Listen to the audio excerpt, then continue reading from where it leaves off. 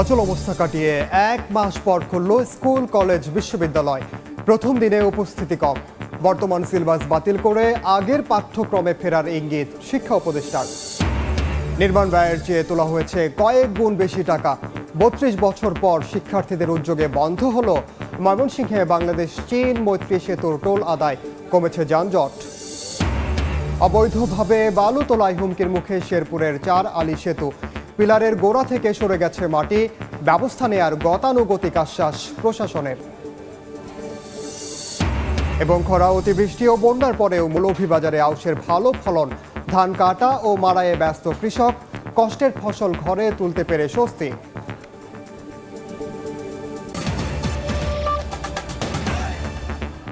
আমন্ত্রণ সময় সংবাদের নিয়মিত আয়োজন। বিভাগীয় সময় থাকছি সপ্তাহের 7 দিন ভিন্ন ভিন্ন বিভাগের সংবাদ দিয়ে। আজ থাকছে সিলেট ও ময়মনসিংহ বিভাগ, সঙ্গে আছি আমি ওমর ইনাল। 1 মাসের অচল অবস্থা কাটিয়ে স্কুল কলেজ বিশ্ববিদ্যালয় খুললেও পুরো দমে চালু হয়নি শিক্ষা কার্যক্রম। আবাসিক হল খুলে দেয়ায় ক্যাম্পাসে ফিরতে পারায় উচ্ছ্বসিত শিক্ষার্থীরা। তবে ময়মনসিংহের কৃষি বিশ্ববিদ্যালয় সহ আরও 2-1টি বিশ্ববিদ্যালয় এখনও খোলেনি। উপাচার্য, রেজিস্ট্রার, প্রক্টর সহ শীর্ষ পদধারী প্রায় সবাই পদত্যাগ করায় প্রশাসনিক অচল অবস্থায় কারণ বলে মনে করছেন সংশ্লিষ্টরা। আবারও মুখরিত চিরচেনা ক্যাম্পাস। শিক্ষক শিক্ষার্থীদের পদচারণায় প্রাণ ফিরে পেল শিক্ষা প্রতিষ্ঠানগুলো। কোটা সংস্কার আন্দোলনকে ঘিরে গত 1 মাস বন্ধ ছিল দেশের বিশ্ববিদ্যালয় কলেজ সহ সব শিক্ষা প্রতিষ্ঠান। এতে স্থবিরতা নেমে আসে শিক্ষাঙ্গনে। তবে ছাত্র জনতার গণ আন্দোলনের মুখে শেখ হাসিনা সরকারের পতনের পর ক্রমেই স্বাভাবিক হচ্ছে দেশ। এর ধারাবাহিকতায় রোববার থেকে খুলল দেশের বেশিরভাগ শিক্ষা প্রতিষ্ঠান। বিশ্ববিদ্যালয়গুলোতে স্বাভাবিকভাবে ক্লাস ও পরীক্ষার শিডিউল দেয়া হচ্ছে। খুলে দেয়া হয়েছে আবাসিক হলগুলোও। এখনও খোলেনি ময়মনসিংহের কৃষি বিশ্ববিদ্যালয়। উপাচার্য, রেজিস্ট্রার, প্রক্টর সহ শীর্ষ পদধারী প্রায় সবাই পদত্যাগ করায় প্রশাসনিক অচলাবস্থায় এর কারণ বলছেন সংশ্লিষ্টরা। আমরা আশা করি খুব তাড়াতাড়ি ভাইস নিয়োগ হবে। উনি যত প্রোগ্রাম দেবে, বাকি যে অ্যাডভাইজার, প্রক্টর, ফাউস্টার সব নিয়োগ দেবেন এবং ভার্সিটি খুব তাড়াতাড়ি চালু হবে। এদিকে অনেকটাই স্বাভাবিকভাবে চলছে মেডিকেল কলেজ, স্কুল, মাদ্রাসা সহ অন্যান্য শিক্ষা প্রতিষ্ঠানগুলো। আবাসিক হল খুলে দেওয়ার পাশাপাশি ক্লাসও চলছে। শিক্ষার সুষ্ঠু পরিবেশ বজায় রাখতে অন্তর্বর্তীকালীন সরকারের কাছে আহ্বান জানান তারা। কোটা সংস্কার আন্দোলনকে ঘিরে সারা দেশে তুমুল আন্দোলন শুরু হলে পরিস্থিতি নিয়ন্ত্রণে আনতে গত 17 জুলাই সব শিক্ষা প্রতিষ্ঠান বন্ধ করে দেয় তৎকালীন সরকার। মনিরুজ্জামান প্রান্ত, সময় সংবাদ। নতুন শিক্ষাক্রমকে খুব দ্রুত কার্যকর করা সম্ভব হবে না বলে জানিয়েছেন শিক্ষা উপদেষ্টা ওয়াহিদ উদ্দিন মাহমুদ। সকালে সচিবালয়ে সাংবাদিকদের তিনি বলেন, ধাপে ধাপে আগের শিক্ষাক্রমে ফিরে যাওয়ার চেষ্টা করা হবে। শিক্ষাক্রম এখনই বাতিল নয়, বরং পরিমার্জন করা হবে বলেও জানান এই উপদেষ্টা। দায়িত্ব পাওয়ার পর রোববার প্রথমবারের মতো শিক্ষা মন্ত্রণালয়ে উপদেষ্টা ওয়াহিদ উদ্দিন মাহমুদ গণমাধ্যমের মুখোমুখি হয়ে তুলে ধরেন শিক্ষা খাত নিয়ে নিজের ভাবনা, নতুন সরকারের পরিকল্পনা। নতুন শিক্ষাক্রম নিয়ে এতদিন ধরে নানা মহলে চলছিল বহুমুখী আলোচনা। নতুন শিক্ষা উপদেষ্টা মনে করেন বাস্তবায়নযোগ্য নয় এ শিক্ষাক্রম। সেক্ষেত্রে শিক্ষার্থীদের কোনো ধরনের অস্বস্তিতে না ফেলে ধীরে ধীরে আগের শিক্ষাক্রমে কিভাবে ফেরা যায় সে বিষয়টিকে অগ্রাধিকার দেওয়া হবে। শিক্ষা কার্যক্রম, পাঠ্যক্রম তো উন্নত করতেই হবে, সময় বদলাচ্ছে, কিন্তু যেটা তৈরি করা হয়েছে এটা বাস্তবায়ন করা খুবই কঠিন বর্তমান পর্যায়ে। নতুন শিক্ষাক্রমকে আমরা খুব সম্ভব কার্যকর করা সম্ভব বলে আমি দেখছি না। যাই আমরা করি না কেন, হয়তো অন্তত এই সাময়িক সময়ে আমরা আগের যে শিক্ষাক্রম সেখানে ফিরে যাওয়ার চেষ্টা করব। বর্তমানে পাবলিক বিশ্ববিদ্যালয়গুলোর বেশিরভাগেরই উপাচার্য পদত্যাগ করেছেন। সেক্ষেত্রে দ্রুত সময়ে এই শূন্যতা পূরণ করার কথাও জানান উপদেষ্টা। 40টার মতো বিশ্ববিদ্যালয় হলো অভিভাবক শূন্য, এবং আমাদের এগুলো যত তাড়াতাড়ি সম্ভব আমাদের এগুলো চালু করতে হবে। শিক্ষা প্রতিষ্ঠানে শৃঙ্খলা ফেরানো ও সুষ্ঠু পরিবেশ নিশ্চিতে সবার সহযোগিতার উপরও গুরুত্ব দেন শিক্ষা উপদেষ্টা। সেটা একটা ফর্মুলার ব্যাপার। ফারুক ভিয়া, রবিন, সময় সংবাদ, ঢাকা। শিক্ষা প্রতিষ্ঠানের কার্যক্রম নিয়ে আরও তথ্য জানাতে এই মুহূর্তে ময়মনসিংহের আলমগীর মনসুর মেমোরিয়াল কলেজে আছেন সহকর্মী ওবায়দুল হক। সরাসরি যাচ্ছি তার কাছে। ওবায়দুল,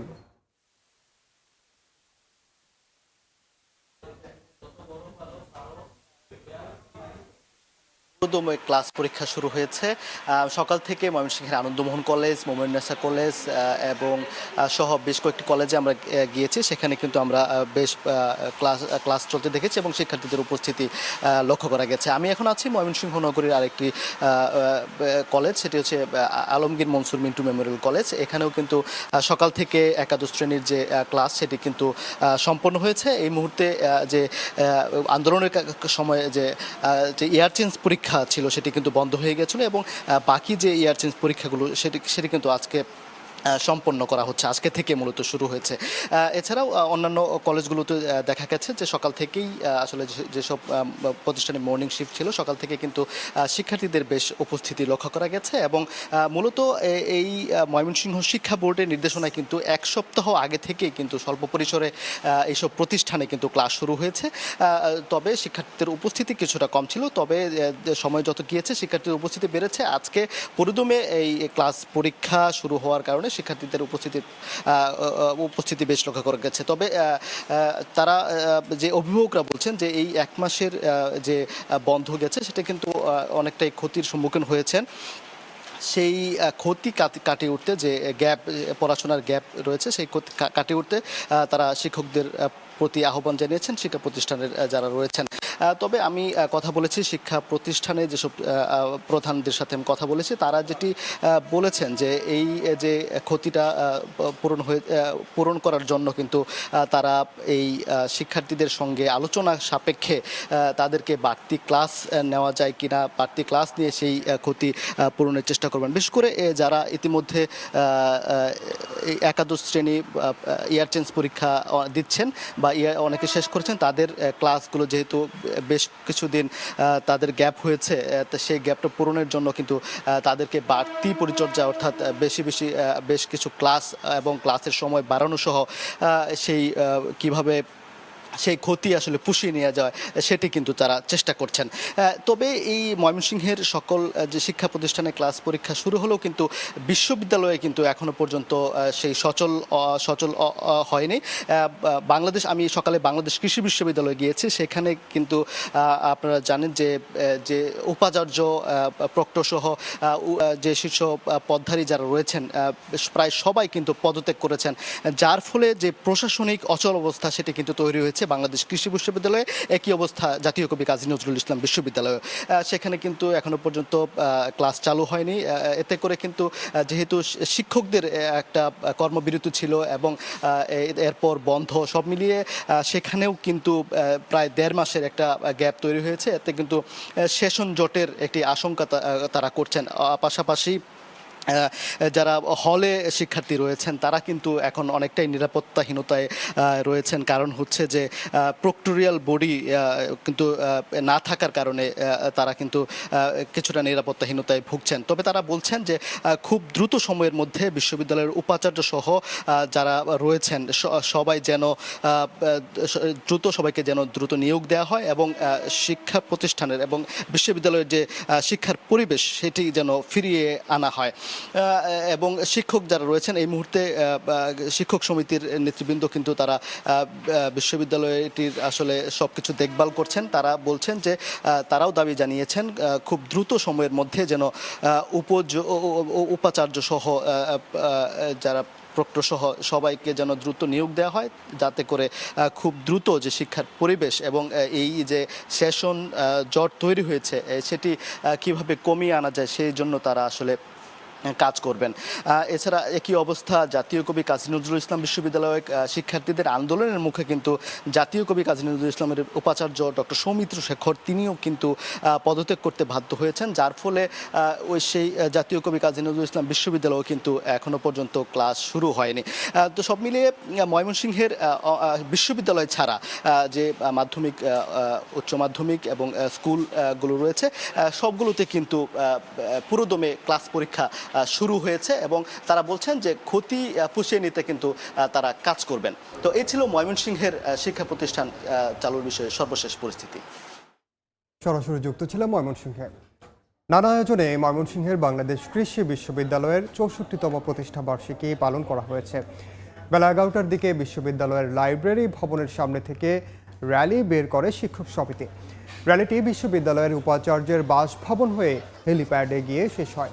পরে সেখানে দোয়া এবং জাতীয় ও বিশ্ববিদ্যালয়ের পতাকা উত্তোলন করা হয়। প্রতিষ্ঠাবার্ষিকী উপলক্ষে সেখানে বৃক্ষরোপণও করা হয়। পরে ব্রহ্মপুত্র নদে মাছের পোনা অবমুক্ত করেন শিক্ষার্থীরা। আমরা চাই সুন্দর একটা বাংলাদেশ, কোনো হিংসা থাকবে না, একটা সুন্দর পরিবেশ সবাই লেখাপড়া করবে, সচেতনতা পাবে, দেশপ্রেম গড়বে। ক্যাম্পাস আমরা একটা ভালো ক্যাম্পাস চাই, এখানে কোনো প্রকার নোংরা আমি চাই না। ছাত্ররা সুন্দর লেখাপড়া করবে, শিক্ষকরা গবেষণা করবে, একটা বিশ্বমানের বিশ্ববিদ্যালয় তৈরি হবে আমাদের প্রত্যাশা। প্রত্যেকের স্বাধীনতা থাকবে, প্রত্যেক তাদের আনন্দঘন পরিবেশে তাদের প্রতিভা লালন করতে পারবে, এমন বিশ্ববিদ্যালয় আমরা চাই। বিভাগীয় সময় আরও থাকছে। নির্মাণের 11 বছরেও চালু হয়নি হবিগঞ্জের বাহুবলে ট্রমা সেন্টার। গণপূর্ত ও স্বাস্থ্য বিভাগের টানাপোড়েনের অভিযোগ, ক্ষুব্ধ বাসিন্দারা। প্রায় 43 কোটি টাকা নির্মাণ ব্যয় হলেও আদায় হয়েছে প্রায় 215 কোটি টাকা রাজস্ব।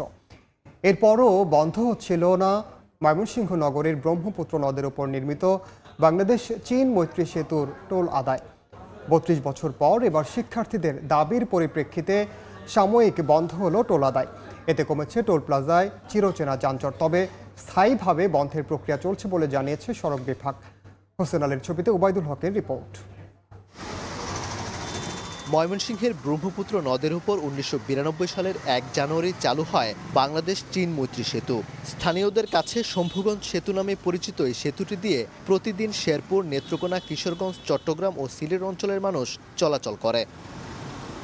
সেতুটি নির্মাণের 32 বছর পার হয়েছে। 450 মিটার দৈর্ঘ্যের সেতুটি চালুর দিন থেকেই টোল আদায় শুরু করে সড়ক ও জনপথ বিভাগ। কর্তৃপক্ষের তথ্য মতে প্রায় 43 কোটি টাকা ব্যয়ে নির্মিত সেতুটি থেকে এরই মধ্যে নির্মাণ ব্যয়ের কয়েক গুণ টাকা তোলা হয়েছে। স্থানীয়রা দীর্ঘদিন ধরে টোল আদায় বন্ধের দাবি জানিয়ে আসলেও আমলে নেয়নি কেউ। তবে সম্প্রতি শিক্ষার্থীদের দাবির প্রেক্ষিতে বন্ধ করে দেয়া হয় টোল আদায়। সারাদিনের টাকা যাইতো 1 থেকে 150 টাকা আমরা যাইতো, আমরা গরিব মানুষ, মানে একটিও দেওয়া লাগে না। রুটে কোনো খরচ না, আগে চাঁদাবাজি ছিল। 10 টাকার লাগে তো অনেক জাম কাউ তখন লাগে, অনেকজন জামজট নাই টুলের লাগে। এদিকে টোল আদায়ের নামে কেউ যাতে চাঁদাবাজি করতে না পারে সেজন্য সকাল থেকে রাত পর্যন্ত অবস্থান করছেন শিক্ষার্থীরা। ছাত্র জনতার পক্ষ থেকে এখানে আমরা কাজ করতেছি সকাল থেকে রাত 9টা পর্যন্ত, 8টা পর্যন্ত আর কি। একটা ব্রিজের জন্য সেই বহুকাল থেকে, আমার জন্মের পর থেকে আমি দেখতেছি এই জায়গায় টোল আদায় হইতেছে। এলাকাবাসী, সম্পূর্ণ এলাকাবাসীর দাবি ছিল অনেক দিনের যে এটা বন্ধ করা। সেনাবাহিনী জানায় জেলা প্রশাসন ও সড়ক ও জনপথ বিভাগের সঙ্গে কথা বলে সেতুর টোল আদায় বন্ধ রাখার জন্য সাময়িক ব্যবস্থা করা হয়েছে, আর স্থায়ী ব্যবস্থার প্রক্রিয়া চলছে বলে জানিয়েছে সড়ক বিভাগ। ছাত্রদের দাবি এবং আমাদের আইনশৃঙ্খলা পরিস্থিতি স্বাভাবিক রাখার স্বার্থে আমরা সাময়িকভাবে বন্ধ রাখা হয়েছে এবং এটার পরবর্তী যে স্থায়ী ব্যবস্থা গ্রহণের জন্য আমরা ইতিমধ্যে এটা রিপোর্ট আকারে আমাদের ঊর্ধ্বতন কর্তৃপক্ষ বরাবর সড়ক ভবনে পাঠিয়েছি। এটা যদিও মন্ত্রণালয়ের হাতে, ডিসি অলরেডি এফেক্টিভ অ্যাকশন নিয়েছে। এটা রোডস অ্যান্ড হাইওয়েজকে বলে আমার মনে হয় এটা অলরেডি বন্ধ করা আছে, চিঠি দিয়ে বন্ধ করা আছে। সেতুটির ওপর দিয়ে বর্তমানে প্রতিদিন গড়ে 30 থেকে 35 হাজার ছোট বড় যানবাহন চলাচল করে। সড়ক বিভাগের তথ্য মতে টোল ইজারা দিয়ে এ পর্যন্ত প্রায় 215 কোটি টাকা রাজস্ব আয় হয়েছে। এখানকার মানুষের দীর্ঘদিনের দাবি সাময়িকভাবে নয়, স্থায়ীভাবে যেন বন্ধ করা হয় টোল আদায়। ওবায়দুল হক, সময় সংবাদ, ময়মনসিংহ। নিয়ম না মেনে ভোগাই নদী থেকে তোলা হচ্ছে বালু। এতে হুমকির মুখে পড়েছে শেরপুরের নালিতাবাড়ির 4 আলি সেতু। এমনকি সেতুর পিলারের গোড়া থেকে মাটি সরে গিয়ে বেড়ে এসেছে পাইলিংয়ের রড। এতে ক্ষুব্ধ এলাকাবাসী। তবে আইনগত ব্যবস্থা নেওয়ার আশ্বাস উপজেলা প্রশাসনের। শহীদুল ইসলাম হীরার পাঠানো তথ্য ও বাবু চক্রবর্তীর ছবি নিয়ে রিপোর্ট। সড়কের উপর দাঁড়িয়ে আছে ট্রাকের সারি। এসব বাহন দিয়ে নদীর বালু পৌঁছে দেয়া হয় দেশের বিভিন্ন প্রান্তে। অবৈধভাবে বালু তোলা হচ্ছে শেরপুরের নালিতাবাড়ী উপজেলার রামচন্দ্রকোড়া ইউনিয়নের সীমান্ত সড়কের চারালি সেতু এলাকার ভোগাই নদী থেকে। সেতুর দুপ্রান্তে 500 মিটারের মধ্যে বালু তোলার উপর নিষেধাজ্ঞা থাকলেও এ কাজ করছেন স্থানীয় প্রভাবশালীরা। সেতুর কাছে নদীর 40 থেকে 50 ফুট গভীর থেকে দিনরাত অর্ধশতাধিক ড্রেজার দিয়ে বালু তোলায় সৃষ্টি হয়েছে বড় বড় গর্তের। এমনকি সেতুর পিলারের গোড়া থেকে মাটি সরে গিয়ে বেরিয়ে এসেছে পাইলিং এর রড। এতে ক্ষুব্ধ এলাকাবাসী। বালু উড়াইতেছে, বালু উড়ান থেকে মনে করেন ব্রিজটা মনে করেন যে কলম বাড়িয়ে পড়ছে, পিলার টিলার সব বাইরে পড়ছে। এটা ভাঙে গেলে আমরা চলাফেরা কেমনে করবো? ব্রিজটা যদি একটা কিছু হয়ে যায় তাহলে আমরা যারা এই ব্রিজ দিয়ে সবসময় যাতায়াত করি তা আমাদের জন্য একটু সমস্যাই। নিয়ম ভঙ্গ করলে কঠোর ব্যবস্থা নেওয়ার হুঁশিয়ারি উপজেলা প্রশাসনের। যারা এই কাজগুলো করছে আমি তাদেরকে বারবার নিষেধ দিচ্ছি, যদি তারা আমাদের নির্দেশ অমান্য করে আমরা তাদের বিরুদ্ধে প্রয়োজনীয় ব্যবস্থা নেব এবং শক্ত ব্যবস্থা নেব, সে যেই হোক না কেন। শেরপুরের নালিতাবাড়ী উপজেলার নাকুগাঁও স্থলবন্দরের সঙ্গে ময়মনসিংহের হালুয়াঘাট এবং সিলেটের যোগাযোগের একমাত্র সড়কে ভোগাই নদীর ওপর 2011 সালে নির্মাণ করা হয় 150 মিটার দীর্ঘ এ সেতু। সময় সংবাদ, শেরপুর। নাজুক বর্জ্য ব্যবস্থাপনা। জামালপুর পৌরসভায় কাজে আসছে না স্যানিটারি ল্যান্ডফিল্ড। পৌরবাসীর অসচেতনতাকে দায়ী করছে কর্তৃপক্ষ। সাম্প্রদায়িক সম্প্রীতি রক্ষা, বেদখল সরকারি ভূমি ও রাষ্ট্রীয় মালামাল উদ্ধারের দাবিতে মৌলভীবাজারে সমাবেশ হয়েছে। দুপুরে শহরের চৌমুহনা চত্বরে এ সমাবেশ করে সুশাসনের জন্য নাগরিক সুজন। সমাবেশে বক্তারা বেদখল হওয়া সব খাস জমি ও রাষ্ট্রীয় মালামাল উদ্ধারের দাবি জানান। এ সময় সুজনের জেলা কমিটির নেতাকর্মী সহ বিভিন্ন রাজনৈতিক ও পেশাজীবী সংগঠনের সদস্যরা উপস্থিত ছিলেন।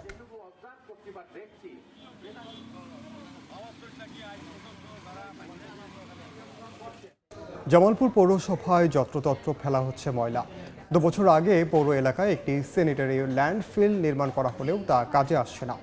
দুর্গন্ধ আর নানা জীবাণু ছড়িয়ে পড়ছে আশপাশে। এতে ক্ষুব্ধ বাসিন্দারা। তবে ময়লা ফেলার জন্য পৌরবাসীর অসচেতনতাকে দায়ী করছে কর্তৃপক্ষ। জাহাঙ্গীর আলমের পাঠানো তথ্য ও আবুল কালাম আজাদের ছবি নিয়ে রিপোর্ট। যত্রতত্র ফেলা হচ্ছে আবর্জনা। কোথাও কোথাও সড়কের একাংশ ভরাট হয়ে যাচ্ছে। দুর্গন্ধ আর নানা জীবাণু ছড়িয়ে পড়ছে আশপাশে। 2022 সালে জামালপুর পৌরসভায় নির্মাণ করা হয় স্যানিটারি ল্যান্ডফিল্ড। পরের বছর পৌর কর্তৃপক্ষের কাছে কাজের প্রকল্প বুঝিয়ে দেয় ঠিকাদারি প্রতিষ্ঠান। তবে পৌরবাসীর দাবি, এখনও শহরের ময়লা আবর্জনা ফেলা হচ্ছে না নির্ধারিত স্থানে। কর্তৃপক্ষের দায়িত্বের অবহেলার কারণে আবর্জনা ফেলা হচ্ছে শহরের আনাচে কানাচে। একদিকে দুর্গন্ধ, অন্যদিকে নানা রকম কীটপতঙ্গ ও রোগ জীবাণু। চরম ভোগান্তিতে পৌরবাসী। 15 দিন 1 মাস জায়গায় রাস্তার ভিতরে ময়লা থাকে। স্কুলে যাইতে পারে না, সুই মুই এই দিক দিয়ে রাস্তাঘাটে ফালায়। এটা তো মনে করেন কিছু কবার গেলে উল্টা ভাই মনে আঙ্গুর উপরে আরো মনে গরম দেখা। পোলা পানির অসুখ হইতাছে, ভাত খাইতেছে না, হাসপাতালে নিয়ে ঘুরন লাগতাছে। আমরা নিষেধ করি, নেতা কর্মীরা হুমকি দেয়। গাড়ি আল্লাহদের জুল বলি যে রাস্তার ভিতরে ময়লা ফেলাইতেছেন, আমরা যাবো কেমনে? কলে ময়লা ফেলানির জন্য আমরা রাস্তা করছি। তবে অভিযোগ মানতে নারাজ পৌর কর্তৃপক্ষ। উল্টো যত্রতত্র ময়লা ফেলার জন্য নাগরিকদের অসচেতনতাকে দায়ী করেন সংশ্লিষ্ট কর্মকর্তা। যারা ময়লাটা যেহেতু স্টেক হোল্ডার শহরবাসী, তারা কিন্তু ময়লাটাকে অতটা সচেতনভাবে ফেলে না। আমাদের যেখানে সাব স্টেশন আছে, একটু কষ্ট করে হলেও সেখানে আপনারা ফেলানোর চেষ্টা করেন। জামালপুর পৌরসভায় স্যানিটারি ল্যান্ডফিল্ড নির্মাণে ব্যয় হয় প্রায় 13,25,00,000 টাকা। সময় সংবাদ, জামালপুর। জামালপুরে ঊর্ধ্বমুখী সবজির বাজার। সপ্তাহ ব্যবধানে বেড়েছে সব ধরনের সবজির দাম। জেলার বাজার পরিস্থিতির আরও খবর জানাতে এই মুহূর্তে শহরের আনন্দবাজার সবজির বাজারে আছেন সহকর্মী জাহাঙ্গীর আলম। সরাসরি যাচ্ছি তার কাছে। জাহাঙ্গীর,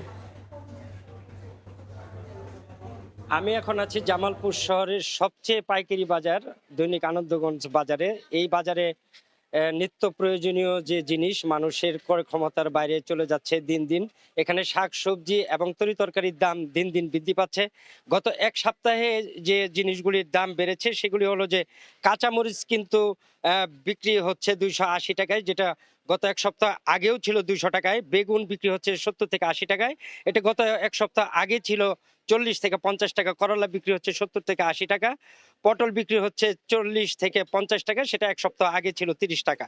শসা বিক্রি হচ্ছে 40 থেকে 50 টাকা, এটা 40 টাকায় ছিল গত এক সপ্তাহ আগেও। বটবডি এখন বিক্রি হচ্ছে 50-60 টাকায়। পেঁয়াজ বিক্রি হচ্ছে 102 টাকা, যেটা গত সপ্তাহে ছিল 100 টাকায়। রসুন বিক্রি হচ্ছে 180 টাকায়, গত সপ্তাহে যেটা ছিল 200 টাকা। তো এছাড়া জামালপুরে সবজি বাজারে যে শাক সবজির দাম সেগুলো বেড়েই চলছে। তো আদার দাম কিছুটা কমেছে। গত সপ্তাহে যে আদা বিক্রি হয়েছে 280 টাকায়, সেটা আজকের বাজারে বিক্রি হচ্ছে 220 টাকায়, এবং মুখী বিক্রি হচ্ছে 50 টাকা কেজি।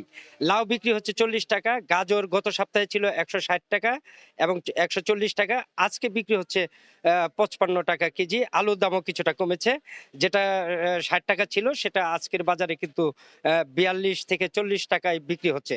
তো আমরা ব্যবসায়ীদের সাথে কথা বলেছি, তারা বলেছেন যে নিত্য প্রয়োজনীয় জিনিস যেগুলি তরিতরকারি, বেগুন, আলু, যেগুলি কৃষি উৎপাদিত, সেগুলি এখন আর সেইভাবে আমদানি হচ্ছে না, যার কারণে এর দামগুলি বাড়ছে। তো অপর দিকে যেটা আমদানি নির্ভরশীল যে পণ্যগুলি, সেগুলি কিন্তু রাস্তাঘাটে যে চাঁদাবাজি বন্ধ হওয়ার কারণে কিন্তু সেগুলোর দাম কমেছে। এই তো ব্যবসায়ীরা আমাকে সেটাই জানিয়েছে। তো এই ছিল জামালপুর থেকে আমার কাছে সবজি এবং তরকারি বাজার থেকে সর্বশেষ। সরাসরি যুক্ত ছিলাম জামালপুরে। খরা, অতিবৃষ্টি ও বন্যার পরেও চলতি মৌসুমে মৌলভীবাজারে আউশের ভালো ফলন হয়েছে। মাঠে মাঠে ধান কাটা ও মাড়াইয়ে ব্যস্ত সময় পার করছেন কৃষক। শাহ অলিদুর রহমানের পাঠানো তথ্য ও মোহাম্মদ ইয়ারুপ আহমদের ছবি নিয়ে রিপোর্ট।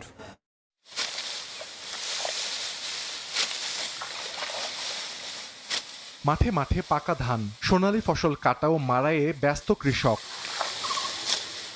এবছর দীর্ঘ বন্যার কবলে পড়ে মৌলভীবাজার জেলা সদর, কমলগঞ্জ, শ্রীমঙ্গল এবং রাজনগর উপজেলা। শুষ্ক মৌসুমের শুরুতে তীব্র খরা, এরপর অতিবৃষ্টি এবং পরে বন্যায় ব্যাহত হয় ফসল আবাদ। তারপরও ভালো ফলন হয়েছে আউশ ধানের। পানি নেমে যাওয়ার পর কষ্টের ফসল ঘরে তুলতে পেরে স্বস্তিতে কৃষক। ধান মোটামুটি ভালোই হয়েছে, সব দিক দিয়া ফাইনে মারছে না, বন্যায় মারছে না। আমি দেখা দেখি আর কি কৃষি অফিস থেকে আনছিলাম বীজ, না আমিও 3 কেয়ার দেখা করছি। কৃষকরা ধান কাটা শুরু করছে, আর এখন প্রায় 20% ধান কাটা হয়েছে এবং কৃষকরা ধানের ফলন হয়ে খুব খুশি। কৃষি বিভাগ বলছে চলতি মৌসুমে উন্নত জাতের ধান চাষ করায় ফলন অন্য বছরের তুলনায় ভালো হয়েছে। প্রতি হেক্টরে উৎপাদন মিলেছে 2.7 মেট্রিক টন। এইসব এলাকায় যে ধান 98, 48 জাতের ধান বেশি উৎপাদিত হয়েছে। এইসব আবাদ দিন দিন বৃদ্ধি পাচ্ছে। আশা করছি এবার একটি বাম্পার ফলন আশা করছি। কৃষি বিভাগের তথ্য মতে চলতি মৌসুমে জেলায় 66,000 হেক্টর জমিতে আউশ মৌসুমের ধান আবাদ হয়েছে। সময় সংবাদ, মৌলভীবাজার। ময়মনসিংহ নগরের দেয়াল জুড়ে নান্দনিকতার ছোঁয়া গ্রাফিতিতে রাঙিয়ে তুলছেন শিক্ষার্থীরা।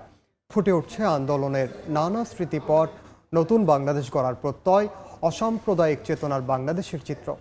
পরবর্তী প্রজন্মের জন্য এই গ্রাফিতিগুলো সংরক্ষণ করা দরকার বলেই মনে করেন তারা। ওবায়দুল হকের আরও একটি রিপোর্ট।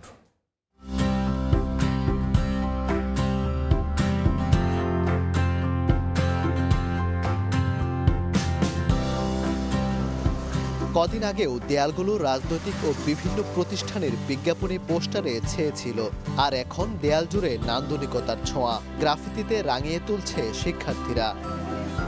ময়মনসিংহ নগরীর দেয়ালের সব নোংরা পরিষ্কার করে নান্দনিকভাবে সাজাচ্ছে শিক্ষার্থীরা। দেয়ালে দেয়ালে ফুটে উঠছে আন্দোলনের নানা স্মৃতিপট, নতুন বাংলাদেশ গড়ার প্রত্যয়, অসাম্প্রদায়িক চেতনার বাংলাদেশের চিত্র। ছাত্র জনতার আন্দোলনকে ঘিরে রক্তাক্ত জুলাইকে গ্রাফিতির মাধ্যমে ফুটিয়ে তোলা হয়েছে দেয়ালে দেয়ালে। এখন যেহেতু বাংলাদেশ সম্পূর্ণ সংস্কার হইতেছে, এখন তো দেয়ালের অবস্থা আগে অনেক খারাপ ছিল, তো এগুলোকে আমরা সর্বপ্রথমে পরিষ্কার করে করতেছি। এখন ছিল বিভিন্ন পোস্টার বা বিজ্ঞাপন লেখা ছিল, যার জন্য আমাদের দেওয়ালগুলো দেখতে ভালো লাগতেছিল না। আমরা এর মাধ্যমে চেষ্টা করতেছি যাতে আমাদের ময়মনসিংহ শহর আরো সুন্দর করে সেজে ওঠে।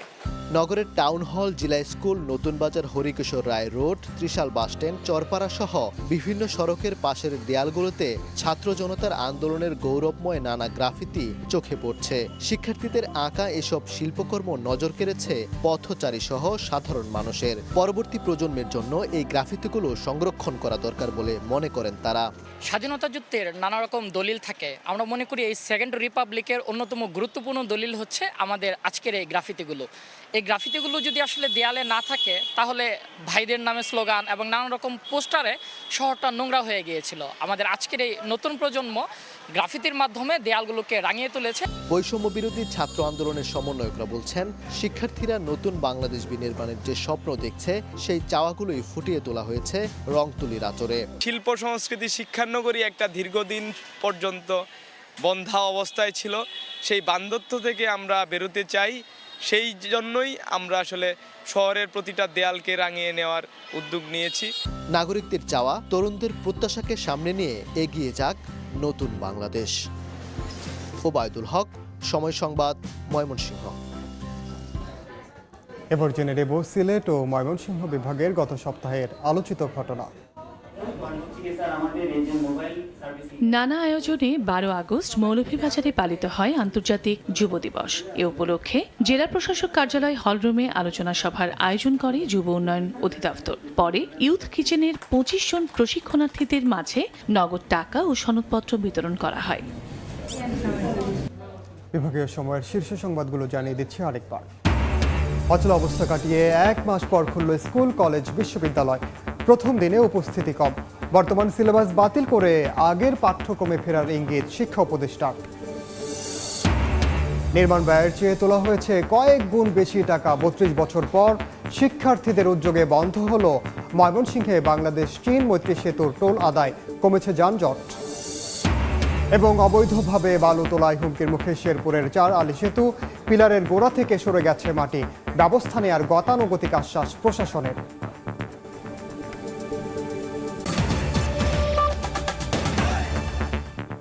এই ছিল বিভাগীয় সময়ে, সঙ্গে থাকুন সময়।